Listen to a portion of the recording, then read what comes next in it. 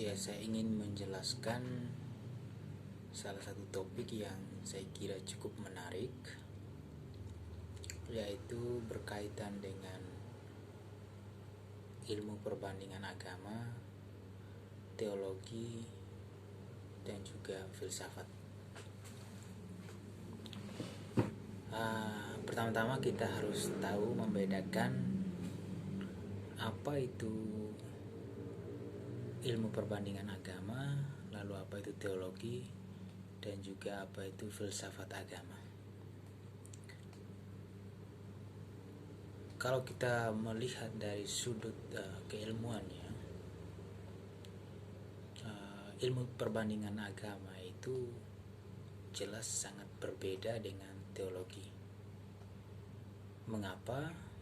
Karena ilmu perbandingan agama sendiri adalah salah satu ilmu yang mengkaji agama dari sudut empiris, positif.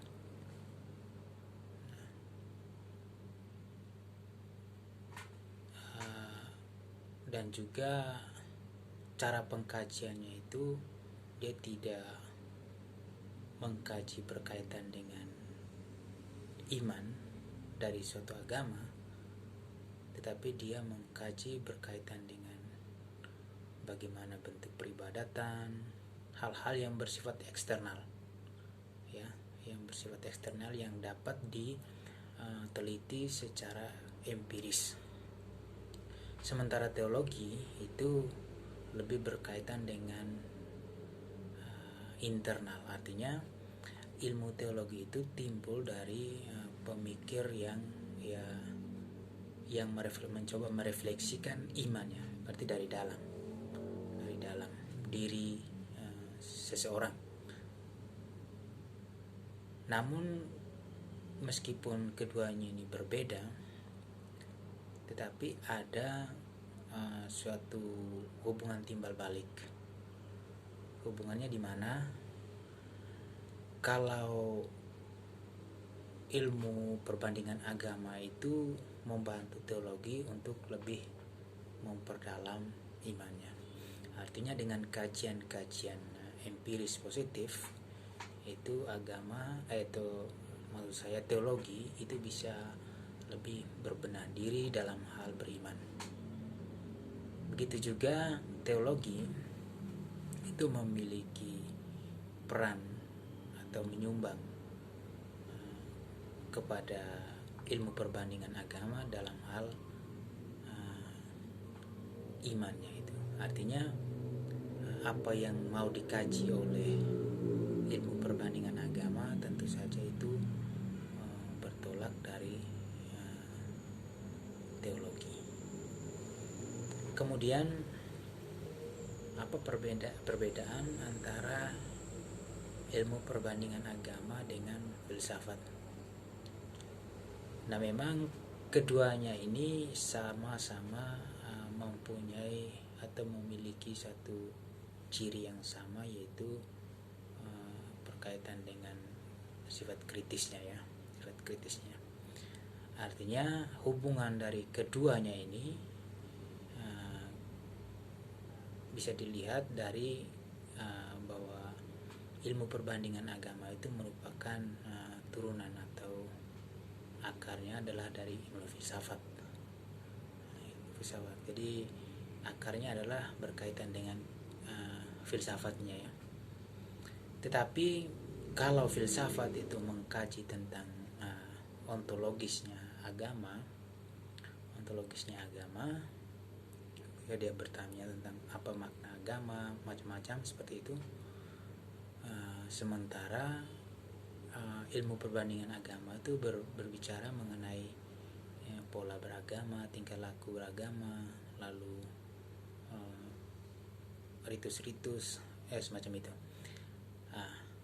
Jadi keduanya tentu saja saling berkaitan juga meskipun ada perbedaan. Nah, sumbangan satu sama lain dari kedua ini adalah kalau ilmu perbandingan agama itu tanpa filsafat, ya, itu menjadi suatu refleksi yang dangkal, seperti itu, ya, yang dangkal, kosong. Begitu juga filsafat tanpa ilmu perbandingan agama, dia itu hanya sebuah wacana yang mengawan, artinya tidak bisa diabstraksikan, sehingga kita tidak dapat melihat sumbangan dari keduanya seperti itu. Nah, dalam ilmu perbandingan agama itu kita akan melihat juga hal-hal yang berkaitan dengan misalnya kritik agama ya. Tentu saja ketika orang berbicara mengenai ilmu perbandingan agama, itu harus disadari pula bahwa dia akan mengkaji agama menurut keilmuan, sifat keilmuan yaitu empiris. Nah, di sini tentu saja akan mengandung atau boleh dikatakan menuai kontroversi, karena bagi ilmu perbandingan agama atau bagi ilmu pengetahuan pada umumnya, apa saja yang bisa dipikirkan secara akal budi atau apa saja yang berada di bawah akal budi itu bisa dipikirkan, sehingga kebanyakan ya boleh dikatakan juga di Indonesia juga salah satu yang masih menjadi tantangan bagi kita saat ini adalah belum bisa menerima hal itu. Jadi dalam ilmu perbandingan agama itu kritik agama itu menjadi salah satu bagian penting. Jadi ketika dia mengkaji agama itu, pengkajiannya itu tidak luput dari yang namanya kritik ya. Artinya gini, ketika orang mengkaji suatu agama, maka dalam pengkajiannya itu akan ada muncul kritik-kritik yang diberikan kepada agama yang dikajikan itu. Nah, persoalannya adalah kita belum siap dengan hal itu, dan buktinya ada banyak. Karena misalnya kalau soal kritik agama misalnya, bisa jadi dalam misalnya di negara kita itu bisa masuk ke ranah penistaan agama misalnya. Padahal ya secara keilmuan apa saja yang berada di bawah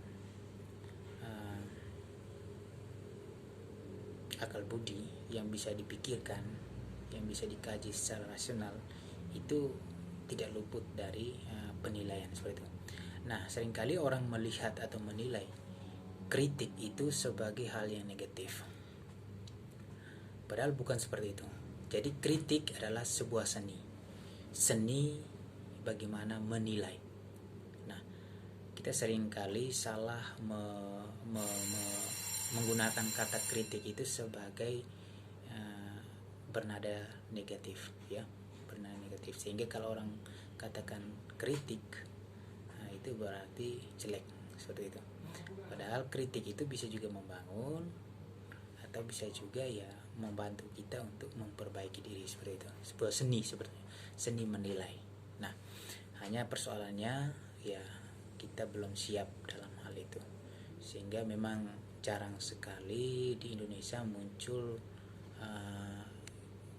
kritik-kritik agama seperti itu ya, karena orang masih takut untuk membicarakan hal itu. Tapi saya sangat senang akhir-akhir ini ya kita mulai terbuka dengan hal ini. Misalnya kita lihat dalam channel Cokro TV misalnya ya, para host atau apalah di sana itu ya sudah mulai bisa mengkritik agamanya atau berbagai macam hal lah. Tapi dalam tubuh gereja sendiri itu sebetulnya sudah terjadi begitu lama ya, sudah terjadi. Dan gereja juga pernah pada awal abad pertengahan itu gereja boleh dikatakan memasuki zaman abad kejayaannya ya, sehingga kritikan itu seringkali dipersoalkan dan orang yang mengkritik seringkali dihukum seperti itu. Namun ketika gereja membuka diri, gereja menyadari bahwa penting sekali untuk mengevaluasi diri ya, akhirnya kita bisa lihat sekarang gereja akhirnya berkembang. Gereja tidak lagi gereja yang tertutup tetapi terbuka pada kritikan, sehingga ya kita bisa melihat perkembangannya sekarang, gereja bisa lebih fleksibel.